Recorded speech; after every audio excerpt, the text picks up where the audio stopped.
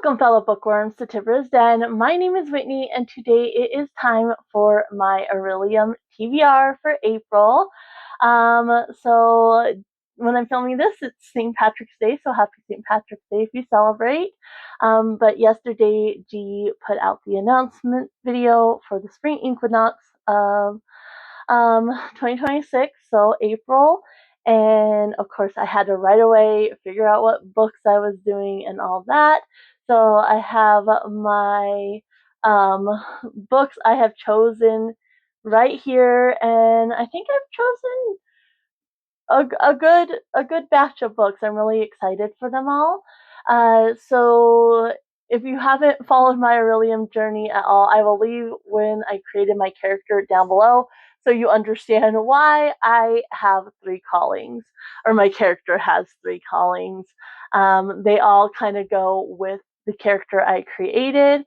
So I do Herbologist, Necromancy, and Godseer are my 3 callings that I do for my character, and I choose to read a book for each, so like the ones that overlap. So for instance, all 3 have the class of Restoration, and so I choose to read a book for each of the callings instead of just reading one book, which if I just read one book, obviously I would just log that one book, but I choose to read, a book for each calling. So there's quite a bit of reading to do, and we'll just jump right into it. Of course, like I said, I'll leave my character creation video down below, and I'll also leave G's video in case you missed it and you want to go check that out. And yeah, let's get into it. So we'll start with my herbology calling. So first up is alchemy, which is alchemical reiteration, and it's to do a reread. So I've been telling my husband, every time there's a new Nora Roberts book that comes out, we read it together. We've been doing that for the last several years, and they just haven't been very good lately. So I told him I want to read my favorite Nora Roberts book with him, and I've read this many, many times, definitely a reread, and that's Three Fates, again by Nora Roberts.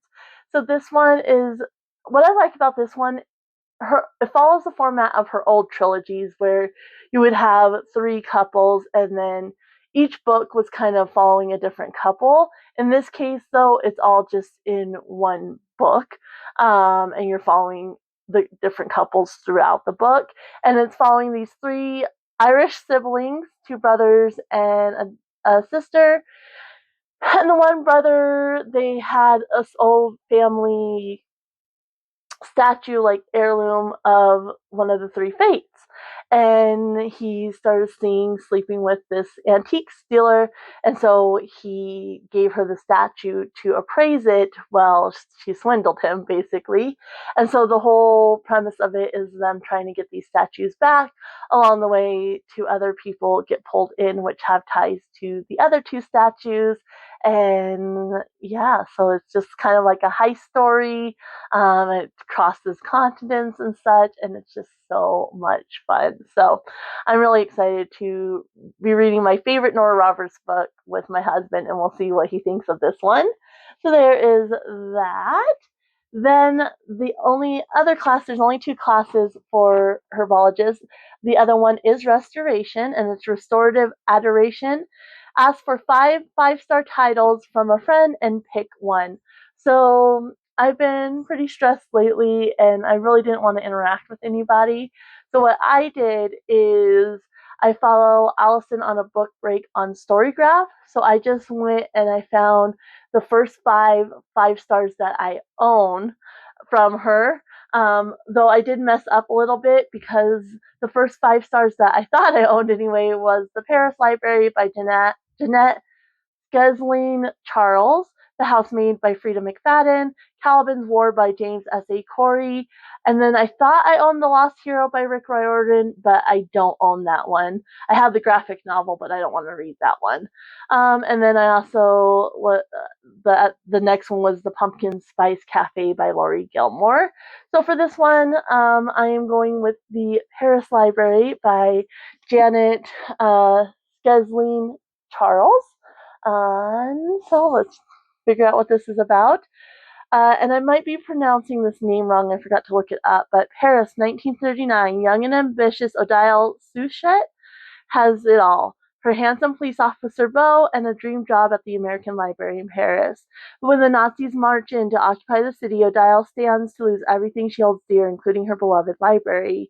Together with her fellow librarians, Odile joins the resistance with the best weapon she has, books. When the war finally ends, instead of savoring freedom, Odile tastes the bitter sting of unspeakable betrayal. Montana, 1983. Lily is a lonely teenager looking for adventure in small town Montana, and the air of mystery about her solitary elderly neighbor from Paris piques her interest. As Lily uncovers hints about her past, she finds that they share a love of language, the same longings, and the same intense jealousy, never suspecting that a dark secret connects them. A powerful novel that explores the consequences of our choices and the relationships that make us who we are, family, friends, and favorite authors. The Paris Library illuminates a little-known corner of history where a passion for literature inspired extraordinary acts of courage and love. So that's going to be my second pick for my herbologist calling. Next, we'll go ahead and do our Godseer calling. So the first class for that is astronomy, and it's galactic outskirts. To pick a book that's top shelf, so either physically on top of your shelf or on top of your TBR. So I went physically. Behind you guys is my like classics collection, and I really need to redo that shelf because basically I have some of the books facing outwards, and then I'm just stacking piles on top.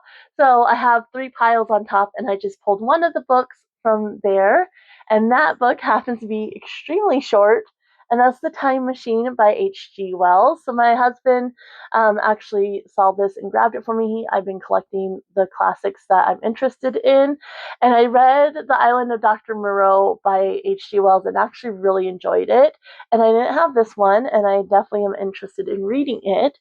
So the original 1895 classic, when an English scientist known only as the Time Traveler invents a machine that can travel through time, the most logical outcome would be to test such a machine. After a trial run that saw him travel 3 hours into the future, the time traveler pushes further into the future to year 802,701, where he meets a mellow race of humans called the Eloi. He soon discovers that the Eloi are not the only human race left on Earth. So, very excited to read this, and the fact that short is going to help me out a lot since I do have a lot to read. Next up, we have Conjuration, which is Inspiration Boost, and it's to read the first enticing book you see on social media. So not necessarily the first book that you see or the first book you own, but the first book that you're like, I'm really interested in that. I'm enticed by it. So for this one, I went to, let's see here.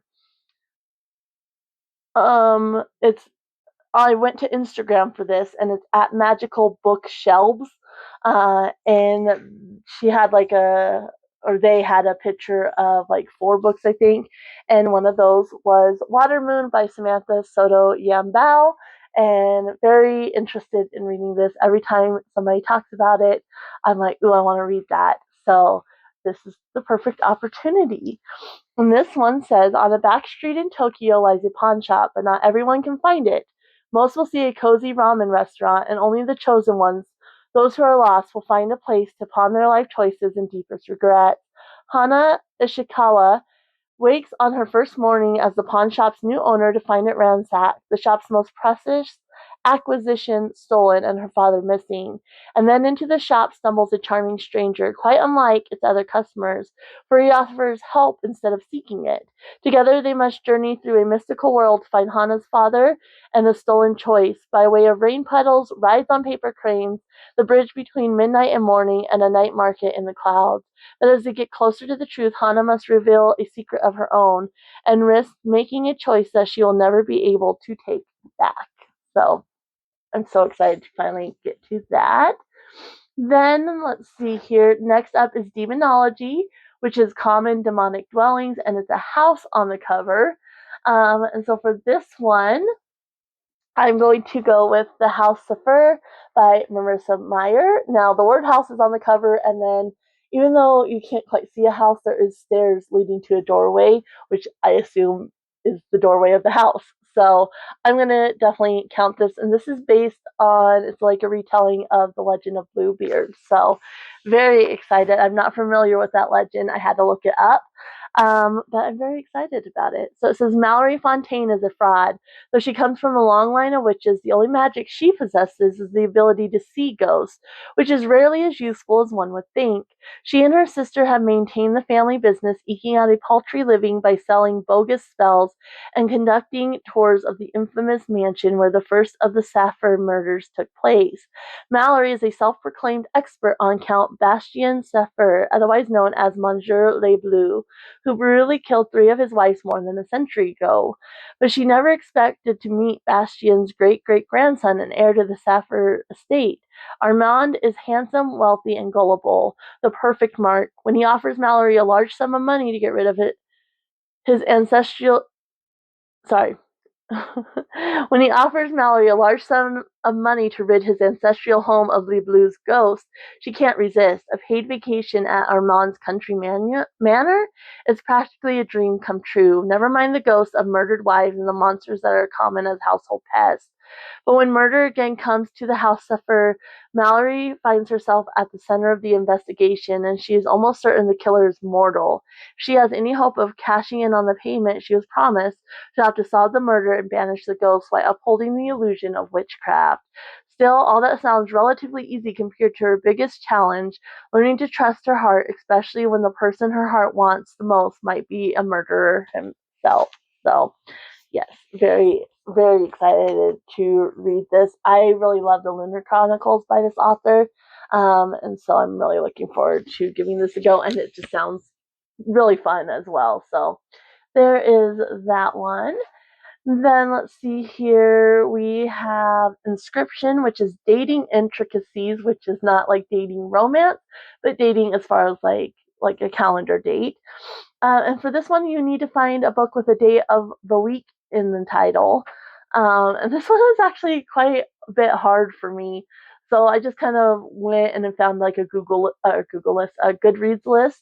And so this one popped up, and that's Early Sunday Morning, The Pearl Harbor Diary of Amber Billows, Hawaii, 1941. This is one of the Dear America books by Barry Denenberg. This particular one is written by that author.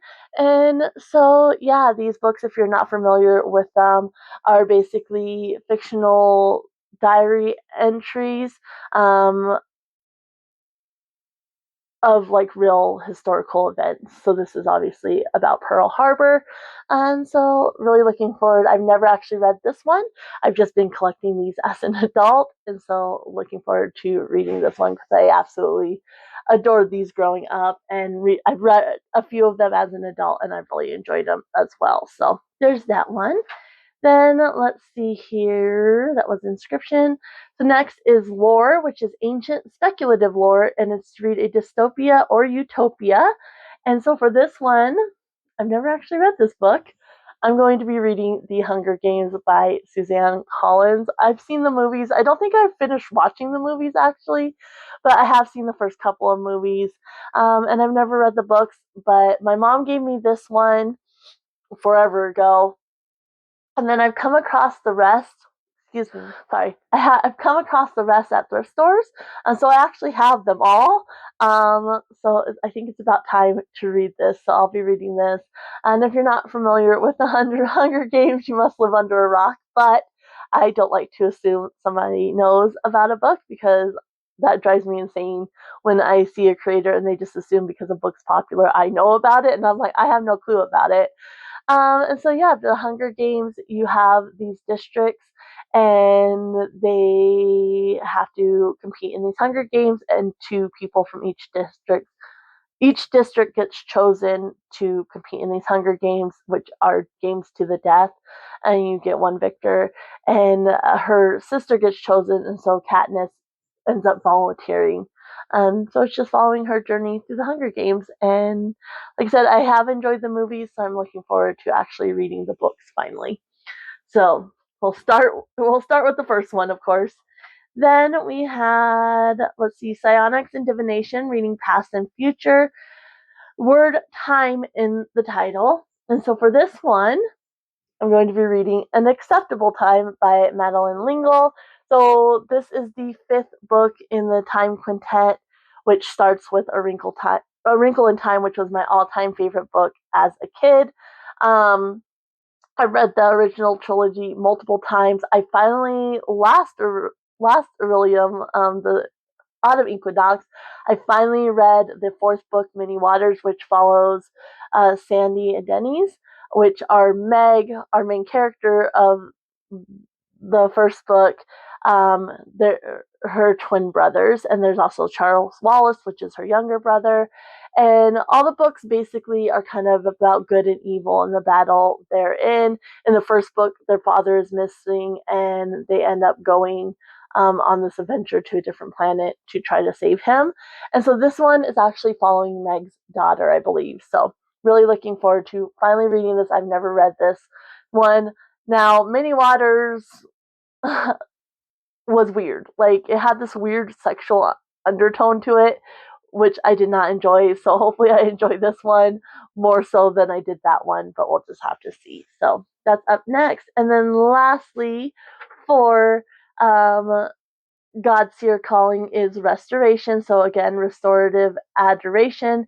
Ask for 5 stars. So for this one, I'm going for the second book that I came across on Allison's feed there, and that's The Housemaid by Freida McFadden.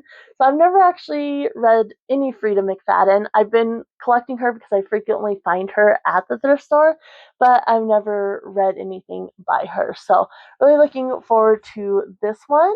And so this one we're following. Let's see here. It says, every day I clean the Winchesters' beautiful house top to bottom. I collect their daughter from school and I cook a delicious meal for the whole family before heading up to eat alone in my tiny room on the top floor. I try to ignore how Tina makes a mess just to watch me clean it up, and how she tells strange lies about her own daughter, and how her husband Andrew seems more broken every day. But as I look into Andrew's handsome brown eyes so full of pain, it's hard not to imagine what it'd be like to live Nina's life. The walk-in closet, the fancy car, the perfect husband. I only try on one of Nina's pristine white dresses once just to see what it's like, but she soon finds out, and by the time I realize my attic bedroom door only locks from the outside, it's far too late. So I'm very excited to finally give this author a try. I do have the second book in this series, and I have, like I said, several others because they frequently get donated to the local thrift store. So looking forward to that. Now we're on to our Necromancer calling. So the first one up for that is Animal Studies, which is shadow wolves. So wolves on the cover, in the title, or just in the content of the book. I had so many options for this, it's not even funny. I decided to help myself out though and go with a children's book. Just like I said, I like that little balance, and that way I can read more because children's books read faster. And I'm going to be reading A Wolf Called Wander by Rosanne Parry. Now, these are based on like real animals. There's 4 books. I found the second one, I don't remember the title, but it's about a whale. And I found that at the thrift store, and then I saw it was part of a series, and of course had to get the others. I love animals. And so yeah, looking forward to reading this. So it says, Swift, a wild wolf cub, lives with his pack in the mountains with a rival pack attack. Swift and his family scatter, and Swift sets out on an incredible journey through dense forests, into barren wilderness, and across flowing water. The trip is dangerous and full of peril, and Swift encounters fire, hunger, hunters, and highways as he wanders. Will Swift find the courage to survive? Will he ever find a place to call home? A Wolf Called Wander is based on the extraordinary true story of a wolf named OR7, and often called Journey, a wild wolf who traveled a remarkable 1,000 miles across the Pacific Northwest. So, and it actually has a picture of the real life wolf inspiration, and it has illustrations which are lovely, but it also has the factual information in the back as well. So, very excited to finally read that one. Then let's see here. We have Conjuration again. And so it's Inspiration Boost, first enticing book you see on social media. And so for this one, again, I stuck with Instagram. This one was the Caffeinated Book Sisters on Instagram. And again, they just had like a graphic of multiple books, and one of those was Phantasma by Kaylee Smith. I have both this one and Enchantra, and so I'm so glad that it popped up because I've been wanting to read this for a while. I love the covers, and I think it's just going to be something that I absolutely love. So this one says Phantasma only has two rules: stay alive and don't fall in love. When Ophelia discovers her mother brutally murdered, there is no time to grieve. She has inherited the family's fearsome magic and enormous debt. Circumstances go from dire to deadly, however, when Ophelia's sister decides to pay off the loan by entering Phantasma, a competition where contestants rarely escape alive, and the victor is granted a single wish. The only way for Ophelia to save her sister is to win, but Phantasma is a cursed manor full of twisting corridors and lavish ballrooms staffed by enticing demons and fatal temptations. And Ophelia must conquer all 9 floors to succeed if her fears don't overtake her first. When a charming, arrogant stranger claims he can help, Ophelia knows better than to trust him. But with her sister's life on the line, Ophelia can't afford to turn him away. She'll just need to ignore the overwhelming dark attraction drawing them closer and closer together, because in Phantasma, the only thing deadlier than losing the game is losing your heart. So, very, very excited to finally be reading that. Next, let's see here. We have Demonology again. So, common demonic dwellings. It needs to have a house on the cover. So, for this one, I'm going to do another children's book, and that is Seraphina and the Black Cloak by Robert Beatty. You can see there's a house right there. So Seraphina has never had a reason to disobey her pa and venture beyond the grounds of Biltmore Estate. There's plenty to explore in her grand home, although she must take care to never be seen. None of the rich folk upstairs know that Seraphina exists. She and her pa, the estate's maintenance man, have secretly lived in the basement for as long as Seraphina can remember. But when children at the estate start disappearing, only Seraphina knows who the culprit is: a terrifying man in a black cloak who stalks Biltmore's corridors at night. Following her own harrowing escape, Seraphina risks everything by joining forces with Braden Vanderbilt, the young nephew of Biltmore's owners. Braden and Seraphina must uncover the man in the black cloak's true identity before all of the children vanish one by one. Seraphina's hunt leads her into the very forest that she has been taught to fear. There she discovers a forgotten legacy of magic, one that is bound to her own identity. In order to save the children of Biltmore, Seraphina must seek the answers that will unlock the puzzle of her past. So, very excited to give these go. I have, again, the series, so it's time to start it. There's that. Then, let's see, we have Spells and Incantations, and it's In Fashion Spells and Incantations, so currently on a bestseller list. And this one I was originally going to read this month in March, but because it works for that prompt, I decided, you know what, I'm just going to hold off and I will read it in April, and that is Half His Age by Jeanette McCurdy. So this one, Jeanette McCurdy was on iCarly, and she wrote her memoir, I'm Glad My Mom Died, which I absolutely loved. And I'm very intrigued by this one. So this is following a 17-year-old and an inappropriate relationship with a teacher. So it says, Waldo is ravenous, horny, blunt, naive, wise, impulsive, lonely, angry, forceful, hurting, perceptive, endlessly wanting. And the thing she wants most of all, Mr. Corgi? Her creative writing teacher, with the wife and the kid and the mortgage and the bills, with the dead dreams and the atrophied looks and the growing paunch, doesn't know why she wants him. Is it his passion, his life experience, the fact that he knows books and films and things that she doesn't? Or is it purer than that, rooted in their unlikely connection, their kindred spirits, the similar filter with which they each take in the world around them? Or perhaps it's just enough that he sees her when no one else does. Startlingly perceptive, mordantly funny, and keenly poignant, Half His Age is a rich character study of a yearning 17-year-old who disregards all obstacles or attempts to overcome them in her effort to be seen, to be desired, and to be loved. So I'm looking forward. I know it's going to be a heavier read, but I read My Dark Vanessa. I forget the author's name on that one, but of course I'll insert a picture. And really like the psychology and such in that one. So I'm looking forward to giving this a read for sure.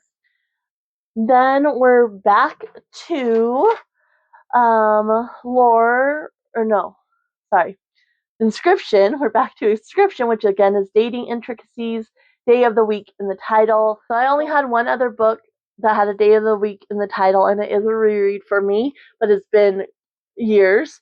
And so I'm going to be reading Mandarin Orange Sunday by Angelique Duran.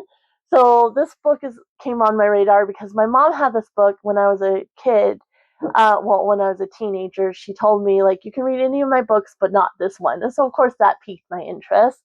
And so I read it when I first started my channel. And yeah, I actually enjoyed it more than I thought. It is very, very spicy, like more kind of like raunchy spice. It's about this woman, and she has this affair with this rock star, basically, and their kind of lives intersect and such.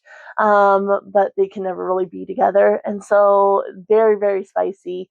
And yeah, it says Celine is outrageous, rich, beautiful, brainy, and very, very sensual. She does what she wants, when she wants to, with whom she wants.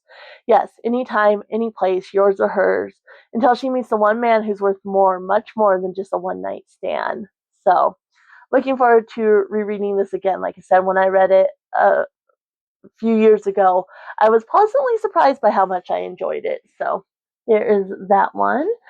Then, now we're on to lore, which is ancient speculative lore, dystopia, or utopia, and I'm going to be reading the second Hunger Games book, which is Catching Fire, of course. So that will be the next one that I will pick up, and then hopefully in May I can just keep the momentum going and I can read all the books, but I'll at least read the first two in April, which will be nice.